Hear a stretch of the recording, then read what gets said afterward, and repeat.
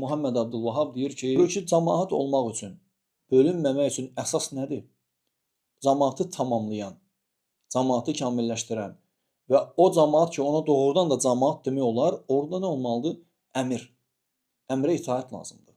Başça itaət eləmək lazımdır. Ona görə Şeyx Salih Fovzan, İmam Bərbəhəri, Allah ona rəhmət etsin, onun Şərh-i Sünnəsini təliq edib izah eləyəndə deyir ki, həqiqi cəmaat o cəmaata deyilir ki, yəni əhl-i sünnə, sələfi cəmaatı, sələfi toplumu, haqq cəmaat, haqq toplum o cəmaata deyilir ki, o iki dənə şeyi özündə cəm eləyir. Birincisi, o cəmaat götürməlidir dinini hardan? Kitabdan və sünnədən. Allahın kitabı və Peyğəmbər sallallahu aleyhi ve sellemin sünnəsindən. Bu bir. İkincisi, o cəmaatı idarə edən müsəlman bir rəhbər olmalıdır. Bu ikisindən biri olmasa və salam. O cəmaat sayılmır. Ona görə bilmək lazımdır ki, mütləq şəkildə cəmaat olmalıdır və cəmaatın da gərək müsəlman rəhbəri və götürdüyü yer har olsun, sünnə. Ona görə biz bilməliyik ki, qardaşlar, bir adam əhl-i sünnədən sayılması üçün gərək hər şeydə əhl-i sünnənin yolundan getsin. Əqidəsində, mənhəcində, ədəbində, əxlaqında, müamiləsində. Yoxsa bəzi insanlar mənhəcə əqidə salamatdır, amma ədəbində problem var. Ədalətsizlik eləyir. Olmaz. Sələfi ədalətli olmalıdır.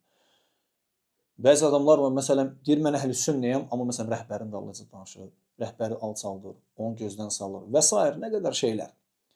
O adam əhl-i sünnədən sayıla bilməz.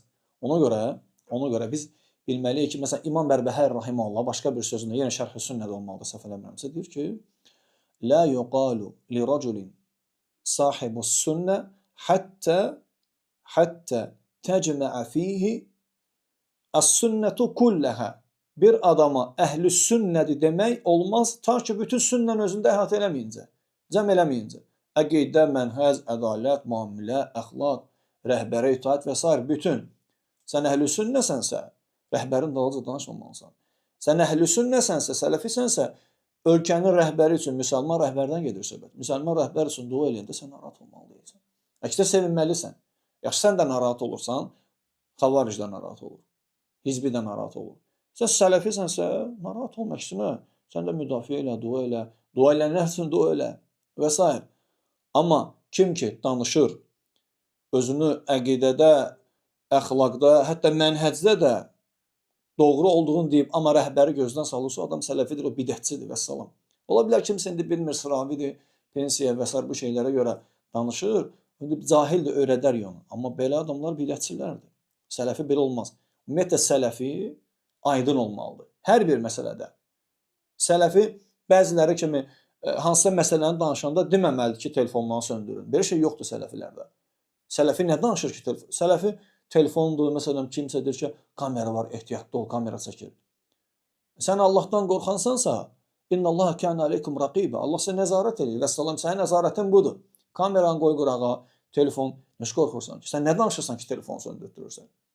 Aydındır. Sən nə danışırsan ki, telefonu söndürtürürsən? Bəs mələklər? Mələklər yazır axı. Kiramən kətibin, ya'ləmunə mə təfəlun.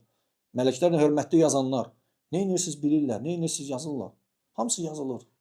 Mə yəlfizu min qawlin illə ladeyhi raqibun atid. Elə bir dənə kəlmə yoxdur ki, onu yazmaq üçün sağında solunda hazır mələklər olmasın.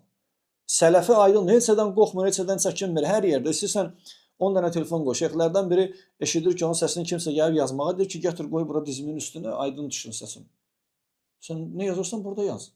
Aydındır. Sələfi aydın olmalıdır. Vəssalam, qısası.